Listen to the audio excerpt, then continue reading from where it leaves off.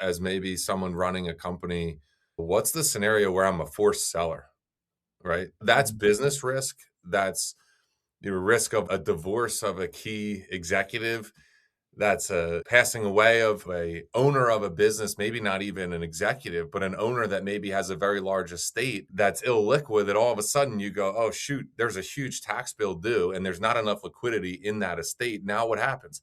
That's not necessarily that person's problem. It's a company problem because the company's going to have to redeem the stock or buy out some element of that stock to create enough liquidity to pay the estate taxes. So I think those exercises, we've been brought in on some planning like that for some pretty big companies that say, we've now got these shareholders.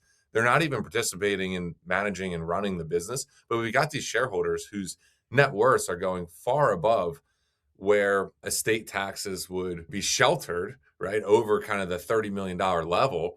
That's a risk to the company. That's a cash flow risk to the company to become a redeemer of that stock. So I like to also think like, when do I become a forced seller? What are those scenarios? And how do I start to think through and combat them?